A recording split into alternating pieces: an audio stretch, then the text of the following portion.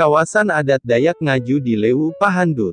Dalam peta kolonial Belanda yang terdokumentasi oleh Basel Mission dan bertahun 1928, Kampung Pahandut sudah tercantum sebagai salah satu kampung di Sungai Kahayan. Tahun 1928, Pambakal Ngabe Anom Suka baru saja menyerahkan kepemimpinan Lewu Pahandut kepada anak tertuanya, yaitu Pambakal Stefanus Rasat. Banyak orang salah menafsir ketika kita membicarakan Pahandut seolah-olah sedang membahas sejarah Palangkaraya semata. Tidak sebatas itu, karena Pahandut berkaitan dengan Kalimantan Tengah. Melalui UU Darurat Republik Indonesia Nomor 10 Tahun 1957 dan Undang-Undang Nomor 25 Tahun 1956, ibu kota Provinsi Kalimantan Tengah adalah Pahandut. Palangkaraya lahir melalui Undang-Undang Nomor 5 Tahun 1965.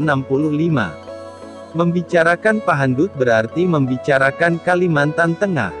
Membicarakan kawasan adat Dayak Ngaju di Pahandut sesungguhnya mengingatkan ulang soal eksistensi kawasan adat Dayak di Pulau Borneo.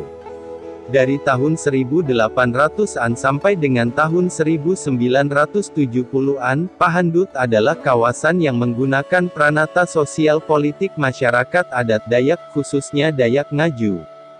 Tercatat 10 orang yang secara berturut menjadi Pambakal Pahandut, yaitu, Bayu, Tindan, Ngabe Sukah, tahun 1846 sampai tahun 1928, Rasat tahun 1928 sampai tahun 1938, Willem Din Masal, tahun 1938 sampai tahun 1940, Inin Sukah tahun 1940 sampai tahun 1960, Demar Sukah, sejak 1960, dan Rangkap Unjik berakhir sejak Undang-Undang Pemerintah Desa diberlakukan.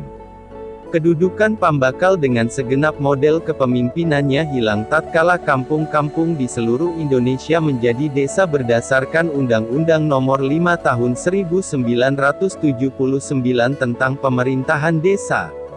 Pada zaman Ngabe Sukah, Pahandut bagian dari kawasan Miden Kahaijan Onder Distrik Kahayan Tengah.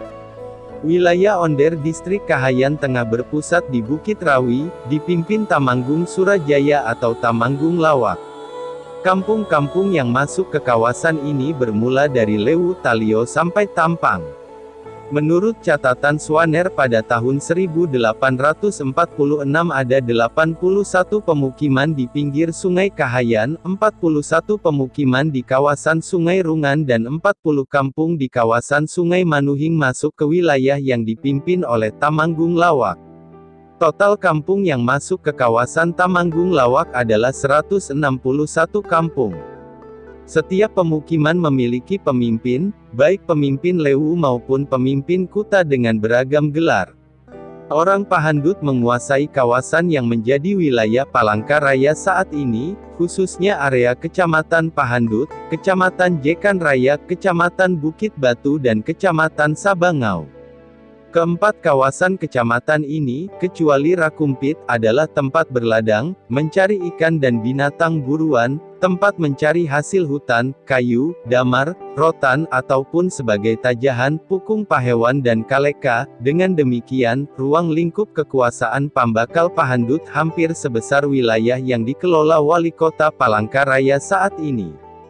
Sebuah kawasan disebut kawasan adat apabila tidak dimiliki oleh individu, dikuasai masyarakat bersama-sama, dan kawasan itu dikelola melalui pranata adat yang hidup di kawasan itu.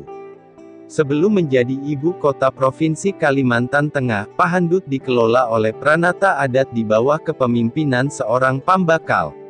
Hari ini, kawasan Pahandut menjadi wilayah administratif Kota Palangkaraya. Apabila menyebut Pahandut, ruang lingkup berpikir orang-orang mengerucut ke seputar Kecamatan Pahandut semata. Artinya, membahas kawasan adat di Palangkaraya tentu saja memerlukan energi yang besar. Mengapa? Karena sulit mengidentifikasi, di manakah kawasan adat itu tersisa.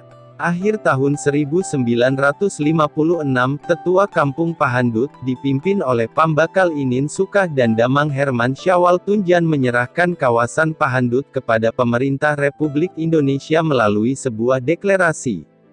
Ketika Pahandut dibuka sebagai kawasan ibu kota, orang Dayak dari berbagai anak sungai berbondong-bondong datang ke kawasan ini dan diperbolehkan membuka hutan.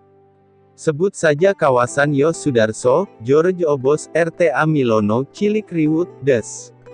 Sejak saat itulah kawasan adat yang semula dikelola secara komunitas berubah menjadi kawasan pribadi yang selanjutnya ditetapkan melalui surat menyurat. Hari ini, hampir setiap jengkal tanah di kota Palangkaraya telah dimiliki oleh individu serta memiliki surat. Artinya mencari kawasan adat yang benar-benar real di sini memerlukan energi yang tidak sedikit. Meskipun sudah berpeluh-peluh mencari, yang dicari belum tentu diketemukan. Jika pada era tahun 1950 sampai tahun 1980-an orang-orang Dayak boleh maneweng himba dan menjadikan kawasan Pahandut, yang dulunya, sebagai hak milik pribadi, maka di era 1980-an, ketika orang semakin banyak datang, maka pemerintah menunjuk berbagai yayasan untuk menyediakan tanah bagi warga.